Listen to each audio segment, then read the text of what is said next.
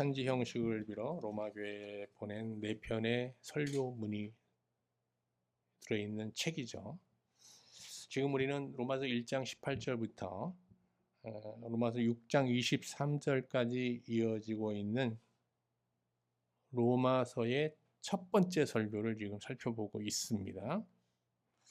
이 설교에서 바울은 하나님의 진노 아래 있는 이방인이 율법 없이도 오직 복음을 믿는 믿음으로 하나님 앞에 의롭다함을 받고 하나님께 복종하면 영생의 삶에 이르는 과정을 쭉 파노라마처럼 펼쳐 보여주고 있습니다. 오늘 우리가 읽은 이 본문은 제1설교의 결론부입니다. 그렇죠? 이 설교가 이제 오늘 말씀으로 끝나잖아요. 이 결론부에서 바울은 온갖 불의를 행하며 죄의 종으로 살던 이방 신자들이 믿음의 신앙 안에서 하나님께 복종하는 의의 종으로 변화되는 과정을 다시 한번 요약하여 설명하고 있습니다.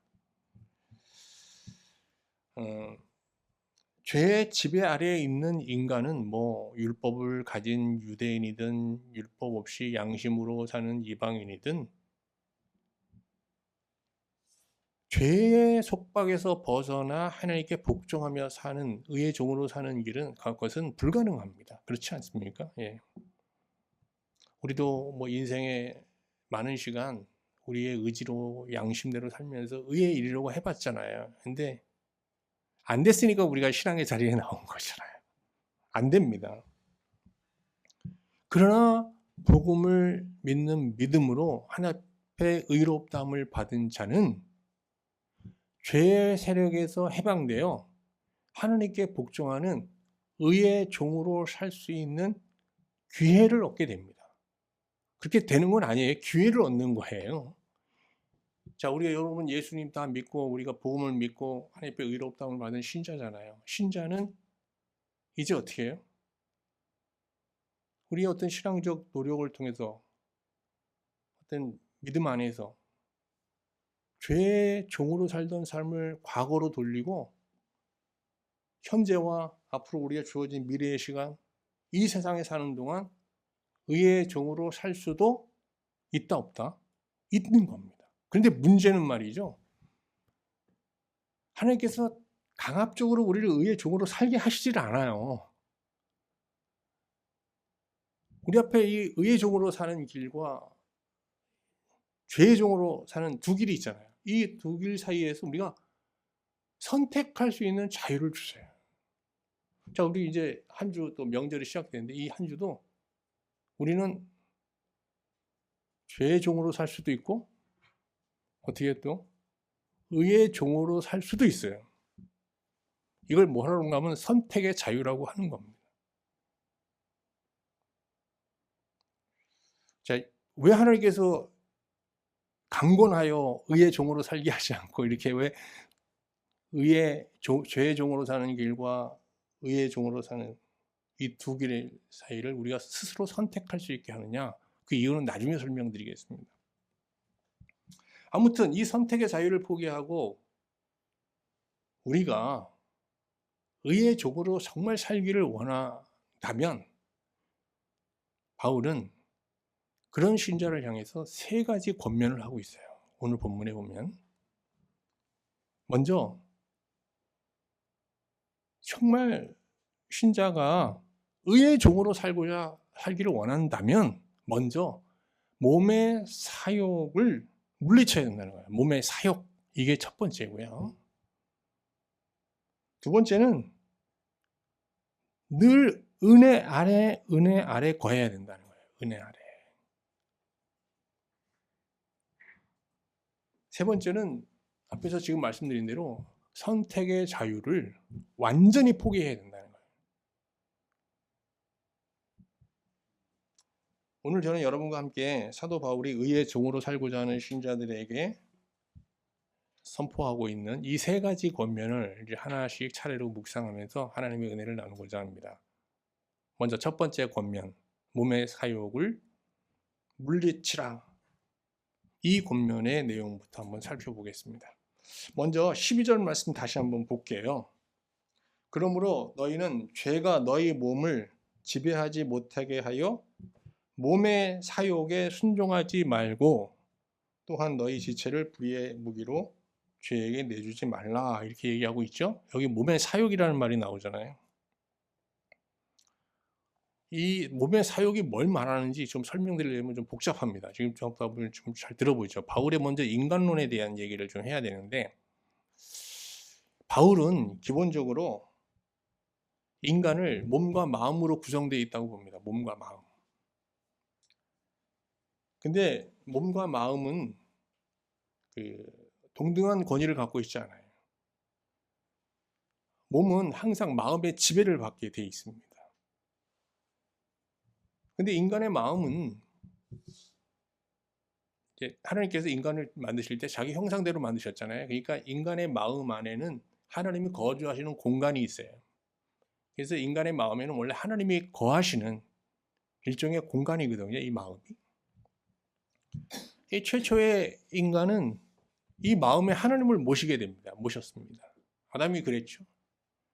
그래서 그 마음 안에는 하나님의 사랑이 가득했고 그 하나님 안에서 기쁨을 누리고 그 하나님의 사랑 안에서 하나님께 또 복종하려는 마음으로 충만하면서 하나님과 하나가 되었고, 또 사람과 아담과 하와가 어떻게 서로를 하나님의 사랑으로 바라보면서 사랑하는 마음으로 충만했던 겁니다. 그런 마음에 몸은 지배를 받으니까 그 몸은 어떻게 했어요? 최초의 인간의 몸은 그런 마음의 지배를 받으면서 하나님의 뜻에 전적으로 순종하는 하나의 도구가 된 거죠. 그런데 아담이 사탄에게 미혹되어서 하나님과 불순종하면서 하나님과의 언약관계를 깨잖아요. 그래서 어떻게 됩니까?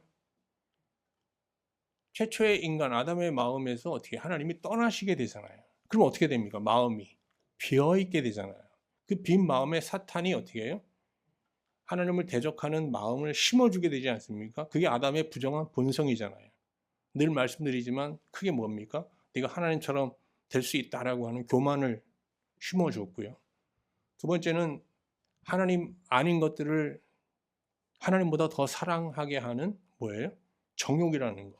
세상을 사랑하는 정욕을 심어줬고, 그 정욕이라는 게 아무리 뭐 채워도 만족이 없잖아요. 그러니까 인간은 자연스럽게 그 안에 뭐가 자리게 되냐? 끊임없이 채워도 먹어도 만족을 모르는 탐욕을 갖게 된 겁니다.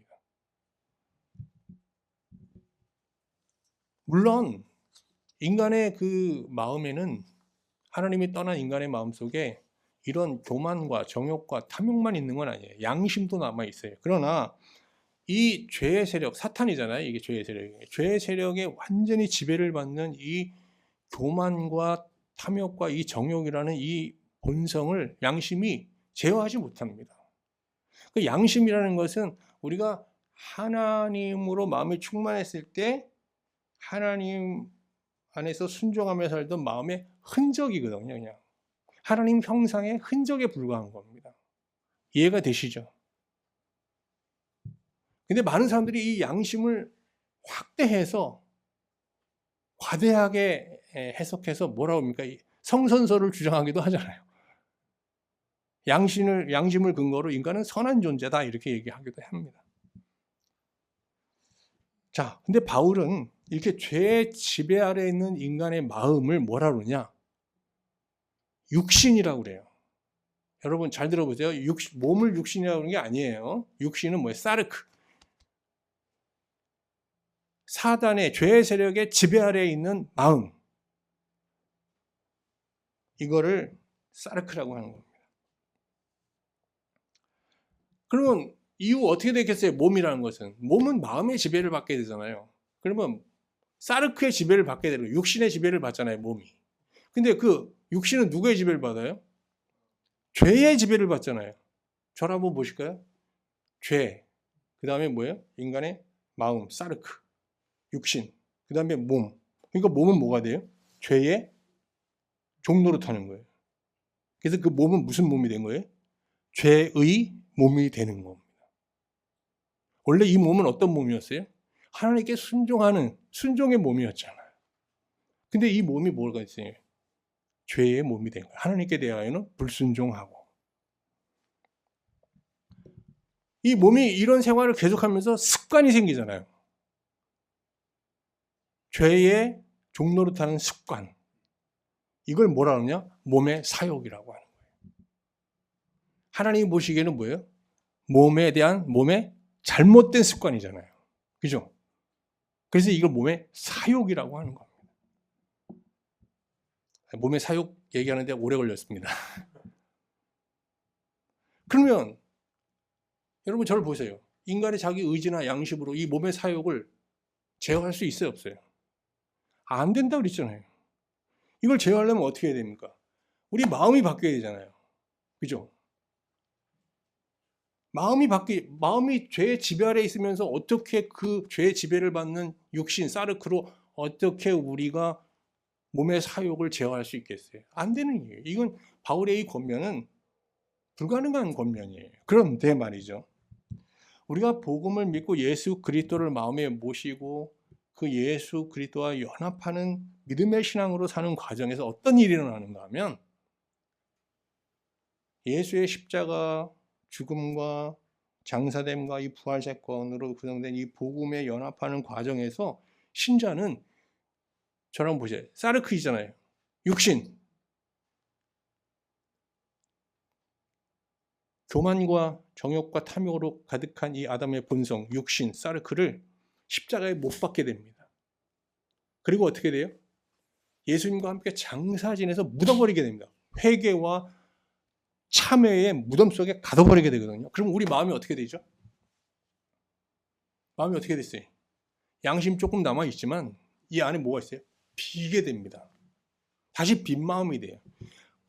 그럴 때 이 빈 마음을 영이라고 하는 건데 이 한국말로 영 그런 건 아니지만 퀴니마라고 하는 건데 이 영이 되는데 이때 하나님께서 우리 안에 내주하시게 돼요. 여기서 예수님이 내주하시던 하나님이 내주하시던 뭐 성령이 내주하시던 성삼위 하나님이 내주하시는데 그렇게 됐을 때 그거를 그 마음 하나님으로 가득한 마음을 뭐라고 하느냐? 영이라고 하는 거예요. 그래서 우리 안에는 우리 마음은 신자의 마음은 어떻게 해요? 사르크가 될 수도 있고 뭐가 될 수도 있어요? 영이 될 수도 있는 겁니다. 내가 오늘도 이 십자가 복음을 통해서 내 마음을 비우고 정말 내 안에 하나님으로 충만하게 하지 않으면 다시 우리 마음은 뭐로 돌아가요? 사르크로 돌아갑니다. 육신으로 돌아갑니다. 그런데 육신으로 돌아간 내 심령을 다시 하나님 앞에 돌아오면서 십자가 앞에서 예수님의 무덤 앞에서 정말 회개하고 통회하면서 다시 이걸 비워내면 그 하나님, 예수님은 성령 하나님은 언제든지 신자의 마음에 찾아오시거든요. 그럼 우리 마음이 뭐야 돼? 영이 되는 겁니다. 이제 아시겠죠? 더 정확하게 얘기하면 이제 뭐예요? 몸의 사욕을 제어하라, 물리쳐라 하는데 어떻게 물리치라는 거예요? 육신이 아니라 뭐로써요? 뭐로? 영으로 물리쳐라 이런 권면이에요. 자, 그래서 로마서 8장 13절 14절에서 몸의 사욕을 물리치는 방법을 보다 구체적으로 설명합니다. 한번 읽어볼까요? 너희가 육신으로 살면 반드시 죽을 것이로되 육신으로 몸의 사욕 못 물리친다는 거예요. 그죠? 죄의 종로로 살면 살 수밖에 없어요. 근데 보세요. 영으로서 몸의 행실을 죽이면 이제 무슨 말인지 아시겠죠? 몸의 행실이 뭐예요? 우리가 몸의 사욕 죽이면 살리니 무릇 하나님의 영으로 인도함을 받는 사람은 곧 하나님의 아들이라. 신자는 다 하나님의 아들이고 하나님의 아버지라고 부르는 자녀지만 진정한 자녀는 누가 하나님의 자녀냐? 입술로만 하나님을 아버지라고 부르는 사람이 진짜 하나님의 아들이 아니라 진짜 하나님의 아들은 어떤 사람이에요? 육신을 십자가에 못 박고 빈 마음속에 성령 하나님을 모시고 그 영으로서 몸의 행실을 죽이면서 진정 마음 중심으로 하나님께 복종하며 사는 자, 그 자가 누구다? 참된 하나님의 아들이다. 그가 진정한 신자다 라고 바울은 말하고 있는 겁니다. 자, 이제 몸의 사욕을 물리치라는 바울의 권면 어떤 건지 아시겠죠? 이거 우리 힘으로 절대 못 물리칩니다. 뭐로? 육신이 아니라, 사르크가 아니라 뭐로? 영으로.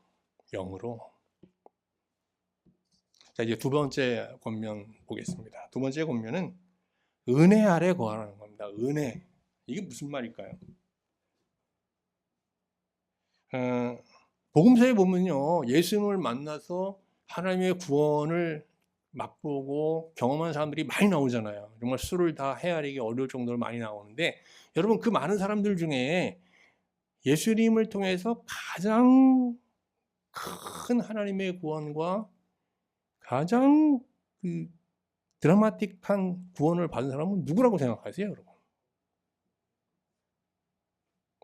다 다를 수 있지만 나사로 아닌가요? 나사로. 네, 답을 맞추셨나요? 예, 우리 권사님이 맞추셨네요. 죽었다가 살아났잖아요, 진짜. 아니, 그거보다 더 큰 구원이 있을 수 있겠어요? 이 구사일생의 구원이잖아요. 우리 주변에도 보면요, 나사로처럼 신앙생활 중에 정말 죽었다가 살아난 구사일생의 구원을 받은 사람들이 있잖아요. 그분들 대체로 보면 어떻게 해요? 다시 죄의 종으로 사는 분들 많지 않고, 그런 정말 강한 큰 구원을 경험한 사람들은 정말 특별한 마음으로 하나님께 특별하게 순종하는 그런 특별한 신자의 삶을 사는 경우가 많지 않습니까? 그런데 바울 사도는 모든 시대 모든 신자가 나사로처럼 하나님으로부터 특별한 구원을 받은 특별한 사람들이라고 말합니다. 무슨 얘기입니까? 로마서 6장 13절 말씀 볼까요? 오직 너희 자신을 죽은 자 가운데서 다시 살아난 자 같이 하나님께 드리며. 모든 신자는 나사로처럼 어떤 사람이라는 거예요? 죽었다가 살아났다는 거예요.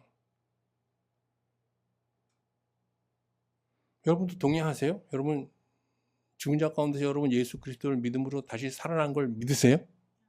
그럼 여러분 이 시대의 나사로예요. 그럼 나사로로서 어떻게 살아야 되겠어요? 특별한 믿음을 갖고 특별한 마음으로 하나님께 순종하는 정말 특별한 삶을 살아야 되지 않을까요? 바울은 신자가 자신을 죽은 자 가운데서 살아난 자로 여길 때, 그러면 그게 뭐예요? 나는 정말 하나님께서 죽은 자 가운데 나를 살리셨어. 이걸 내가 잊지 않고 늘 기억할 때, 그럼 그게 무슨 말인가 하면, 다른 말로 하면 하나님의 은혜를 기억하고 하나님 은혜에 완전히 도취되어 있을 때, 하나님의 은혜에 감동되어 있을 때, 그 마음이 하나님의 은혜에 완전히 취해 있을 때, 비로소 죄의 세력에서 해방되어 하나님께 복종하는 진정한 의의 종이 될 수 있다라고 권면하고 있는 겁니다. 왜 그럴까요? 왜 그럴까? 고린도전서 한번 6장 19절 20절 같이 볼게요.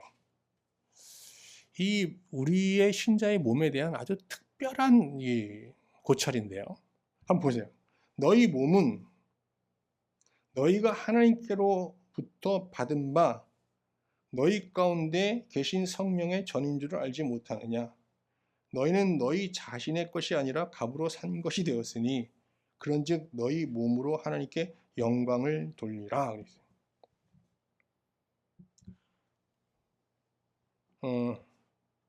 여러분, 몸이라는 거는 뭐로 구성되어 있죠? 우리 몸. 이거 물질이잖아요. 그죠? 우리가 건강하게 살려고 해도요, 이 몸을 그냥 막 사용하면 안 돼요. 원칙에 의해서 몸을 관리해야 되거든요. 자, 지금 건강 강좌 시간은 아닌데, 우리가 건강한 몸을 위해서는 3가지 필수 요소가 있습니다. 먼저 제일 중요한 게 뭐죠? 잠 잘 자야 됩니다, 여러분. 잠. 저는 한때 잠 자는 걸 죄악시 여겼던 적이 있는데 참 무지했어요. 잘 자야 됩니다. 두 번째, 운동 좀 시켜줘야 됩니다. 근데 아무 운동이나 하면 안 되고 우리 몸에 딱 맞는 운동을 해야죠. 자기 상태에. 그 다음에 몸이 원하는, 몸이 좀 필요로 하는 적당한 음식을 적당히 섭취해야 됩니다. 자, 이 세 가지가 잘 조화를 이루면 몸은 건강해져요. 근데 몸을 이렇게 잘 관리한다고 우리가 이 몸으로 하나님께 영광을 돌리고 막 복종하는 몸이 될 수는 없어요. 그런 관리를 하라는 게 아니라 이 몸이 어떻게 지금 원래는 순종의 몸이었는데 지금 불순종의 몸이 되고 죄의 세력에 복종하는 나쁜 습관을 갖고 있잖아요. 이 몸이. 이 몸을 고쳐야 되거든요. 복종의 몸으로 순종의 몸으로 바꿔야 되거든요. 이게 쉽지가 않은 거예요. 근데 바울이 뭐라고 하면 이 몸은 원래 죽은 몸이에요. 이 죄의 세력에 복종하는 몸은 심판받아 멸망할 몸이에요. 근데 지금 예수 그리스도를 믿고 복음으로 말미암아 지금 살아 있잖아요, 이 몸. 그럼 이 몸은 누구 거냐? 하나님의 것이라는 거예요. 이거 피로 값주고 산 거라는 거예요. 이 몸을 이제 어떻게 사용해야 되느냐? 자, 내 마음에 하나님을 모셨죠. 그럼 마음의 성전이 되었잖아요. 근데 이 마음의 지배를 받고 있는 이 몸도 그러면 동시에 어떻게 되냐? 마음뿐만 아니라 몸도 뭐가 되는데 하나님을 모신 성전이 되어야 된다.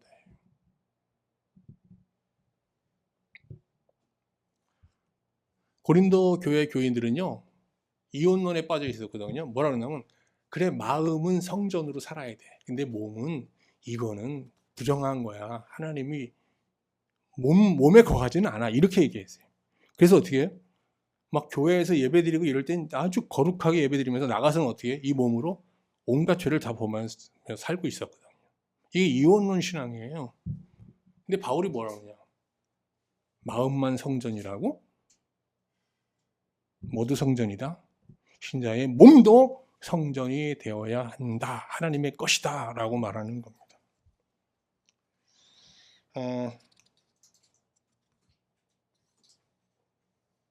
앞에서 언급한 대로 물질로 구성된 몸은 스스로 자기 몸의 사용을 결정하지 못하고 마음의 지시를 받아 움직이게 되어 있거든요. 그러니까 신자가 몸을 육신이나 죄의 세력에 내주면 불의의 병기가 되는 겁니다. 그렇지만 하나님을 모신 영의 마음의 지배를 받게 되면 그 몸은 하나님께 복종하는 도구, 의의 병기가 되는 거예요. 그러므로 신자가 하나님께 복종하는 삶을 살려면 하나님의 은혜로 충만하여 은혜의 충만함이 마음뿐만 아니라 어디까지 와야 돼요? 몸까지 내려와야 돼요. 몸까지 퍼져나가야 되는 겁니다. 여러분, 하나님의 은혜가 이번 추석 때 몸까지 내려가시기 바랍니다. 몸.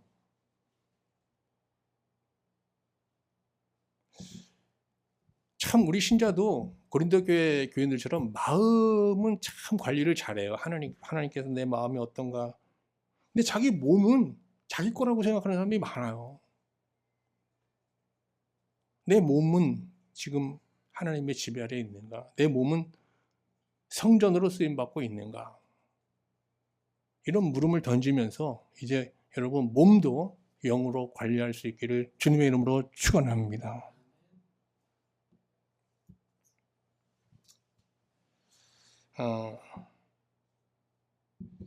바울은 그 유대 신자로서 또 바리새인으로서 양심과 선의지로 정말 누구보다 열정적으로 자기 몸을 복종시켜 의에 이르려고 했잖아요.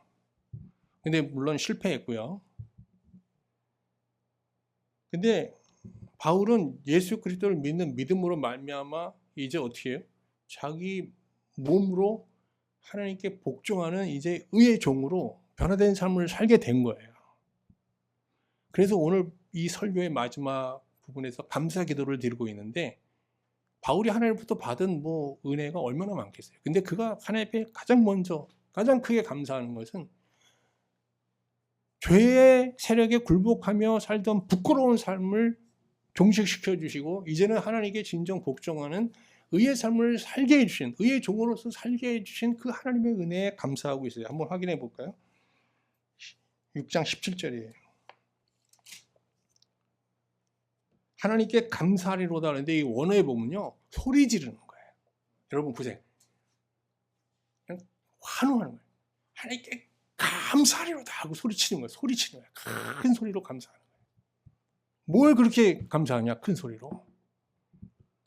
너희가 본래 죄의 종이더니 너희에게 전해준 바 교훈의 본을 마음으로 순종하여 죄로부터 해방되어 의에게 종이 되었다. 뭘 그렇게 기뻐하고 감사하는 거예요?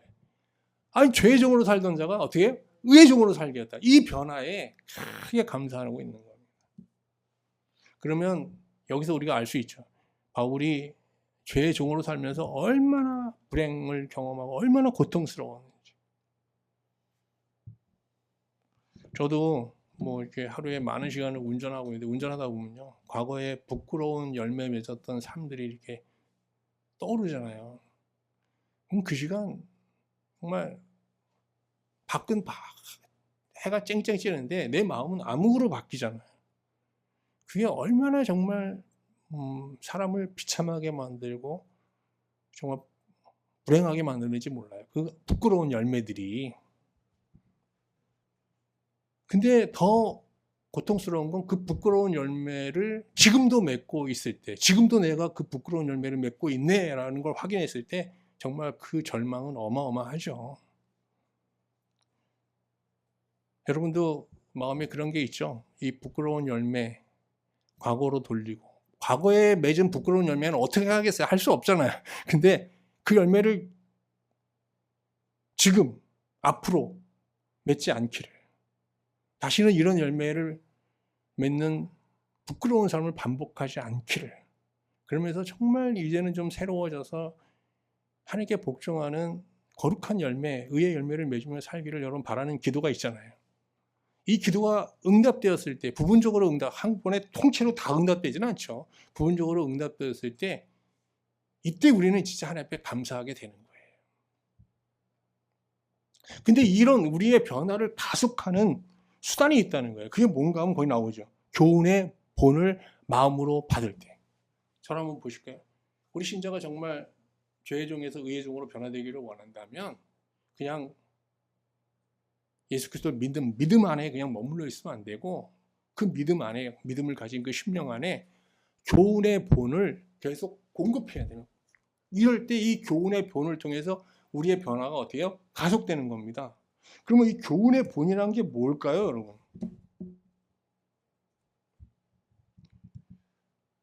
교훈의 본. 여기 본이라는 단어를 좀 주목할 필요가 있어요. 참 영감 있는 단어예요, 이 본이라는 단어가. 이 본이라는 단어는 주물이라는 뜻이에요, 주물. 주물로 만들어진 새로운 형상, 이런 뜻이에요.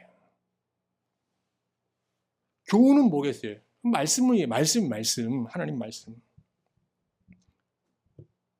본이라는 단어에서 보듯이 하나님 말씀 안에는 금속을 녹여 새로운 형상을 만들어내는 용광로와 같은 강력한 힘, 에너지가 여기 내재되어 있는 겁니다. 여러분, 이 말씀 안에 우리의 심령을 녹여 새롭게 만들 수 있는 용광로 같은 에너지가 이 말씀 안에 있다는 거예요. 이 말씀을 우리 마음속에 받아들일 때 이 말씀이 우리 안에 와서 우리를 어떻게 해요? 우리의 옛 본성을 녹이고 우리를 어떻게 해? 그리스도의 새 본성으로 변화시켜 나간다라는 거죠.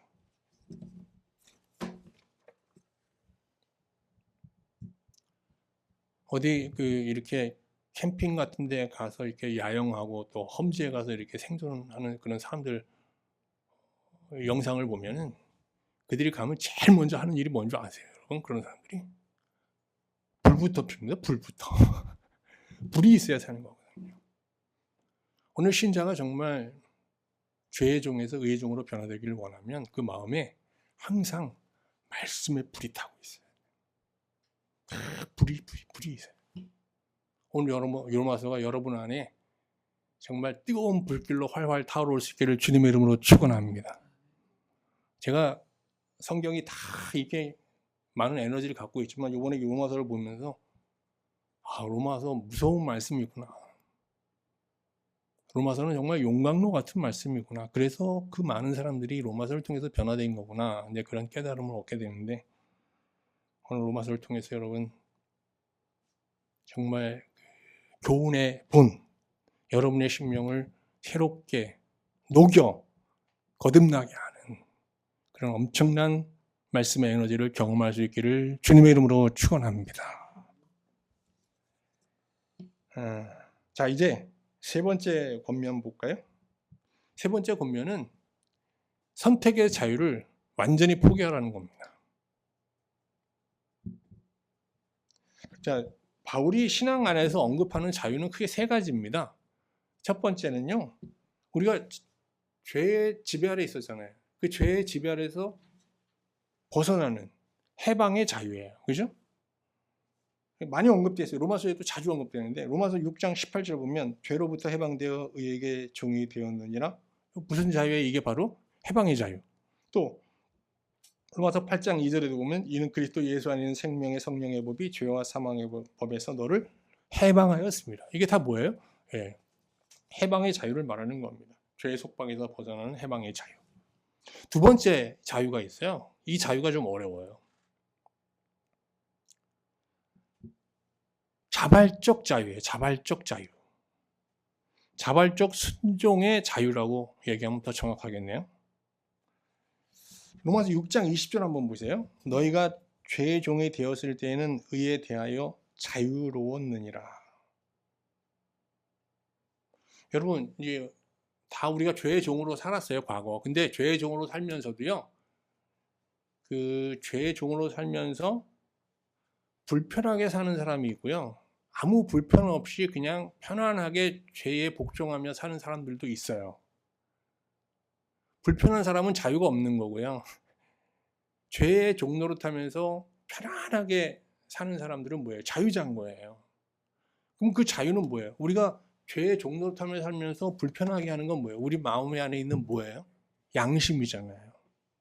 그러면 우리가 그 죄의 종노릇하면서 불편 없이 그냥 이렇게 편안하게 그냥 죄에 복종하는 삶을 살려면 어떻게 되겠어요? 양심이 어떻게 되겠어요? 죽어야 돼요. 그래서 죄의 종로로 하면서 아무 불편 없이 자유롭게 복종하는 사람들을 뭐라 그러냐? 성경은 양심에 화인 맞은 자다 그래요. 양심이 어떤 자다? 죽은 자라는 거예요. 양심이 죽어야 우리가 죄 아래에서 자유를 누리는 거예요. 그러면 신자가 하나님께 복종할 때 의의 종으로서 하나님께 복종하면서 자유를 누리려면 우리는 어떻게 해야 돼요? 뭐가 죽어야 돼요? 우리 안에?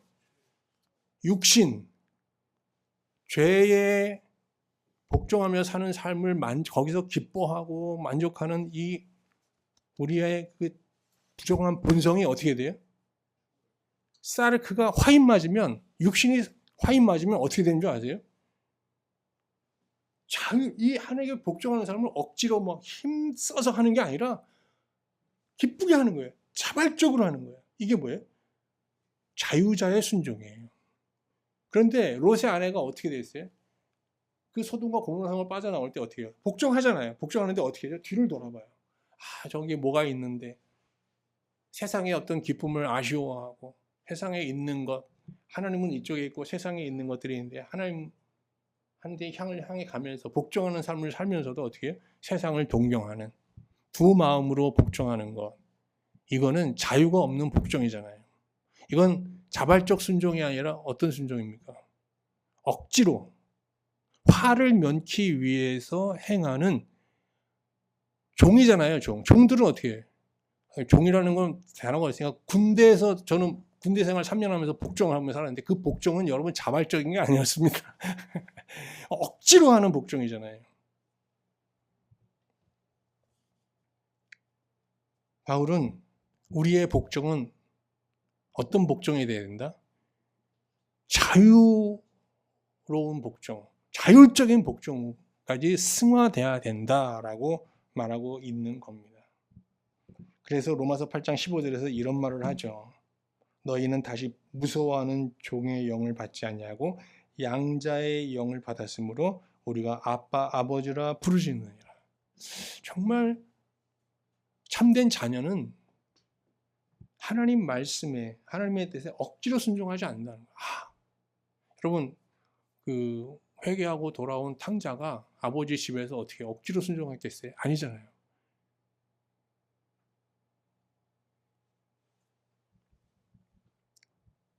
이게 가능할까? 어렵지 않다는 거예요. 뭐가 죽으면 돼요? 아니, 우리가 죄 아래 살 때 양심이 죽은 자들을 봐라. 양심 화인 자들, 맞은 자들을 봐라. 어마어마한 죄를 지으면서도 어떻게 아무런 죄책감도 느끼지 않고 자유롭게 살지 않느냐. 마찬가지다. 우리도 하나님 안에서 의의 종으로 살면서 이 육신을 제대로 죽이면 우리도 어떻게 된다? 우리도 자유롭게, 뭐 손해보는 마음으로 막 하나님께 복종하는 게 아니라 기꺼이 온 몸과 마음을 바쳐 복종할 수 있게 된다라고 말하는 겁니다. 자, 그리고 이제 마지막으로 바울이 신앙 안에서 얘기하는 자유는 선택의 자유거든요. 우리가 이제 의의 종으로 살 수 있게 되었잖아요. 그럼 하나님께서 강압적으로 좀 의의 종으로 살게 하시지 왜 이런 선택의 자유를 주셨을까? 자, 여기서 한번 물어볼게요. 왜 선택의 자유를 주신 것 같아요, 여러분? 강압적으로 의의 종을 가게 하게 하면 우리의 복종은 어디에 갇혀요? 앞에서 지금 두 번째 얘기한 자발적 순종이 어떻게 불가능해지는 거잖아요. 자, 저를 한번 보세요. 제가 이제 의의 종으로, 복음을 믿고 의의 종으로 살아요. 근데 내가 조금만 잘못하잖아요. 그럼 하나님께서 바로 상황으로 징계를 만약에 해요. 자, 내가 이제 오늘 나가서 마음이 좀 이상한 마음을 품고 운전했어요. 바로 사고 나게 해요. 바로 손실 보게 해요. 계속 그러면 어떻게 되겠어요, 제가? 무서워서 어떻게 되죠? 무서워서. 자꾸 화를 면키 위해서. 어떻게? 복종해요. 그럼 이건 뭐예요? 자녀예요? 종이에요? 종이에요. 노예예요? 노예. 철장 없는 감옥에서 살면서 복종하는 거예요. 제 손과 발에는 사실은 보이지 않는 사슬이 묶여 있는 거예요. 이런 복종을 하나님께서 원하지 않는 거예요. 그래서 여러분과 저에게 뭘 주셨어요? 선택의 자유를 주신 거예요.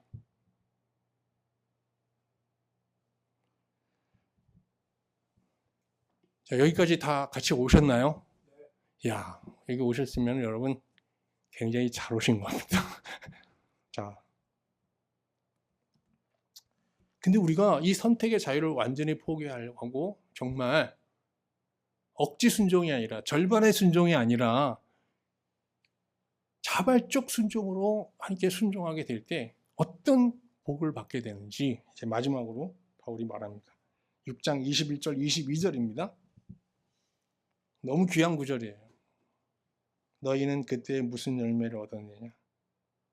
이제는 너희가 그 일을 부끄러워하나니. 여러분, 죄의 지배하러 살던 때, 죄의 종로로 타며 살던 때 정말 부끄럽지 않으신가요? 너무너무 부끄러워요. 죄의 종로로 타며 목회했던 시간도 있었는데 정말 너무너무 부끄럽고 얼굴을 들 수가 없어요. 보세요.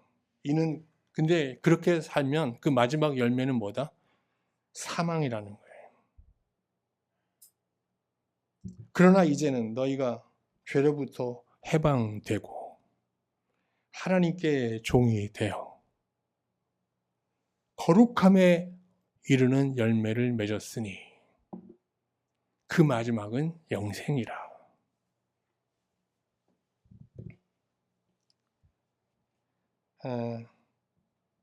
그러면서 이 제1설교를 이런 선언으로 마칩니다. 죄의 삭은 사망, 하나님의 은사는 주 안에 있는 영생이다 라고 하고 외치면서 이 긴 설교를 마무리하게 됩니다. 멋진 선언이죠. 우리가 죄의 종노릇 하는 죄의 종의 삶의 마지막은 뭐다? 사망입니다. 그런데 우리가 하나님의 은혜로, 하나님의 은혜에 도취되어 이렇게 힘들지만 죄의 종으로도 살던 삶을 과거로 돌리고 하루하루 의의 종으로 살고자 발버둥 치는 우리의 인생의 마지막은 뭐다? 영생이다.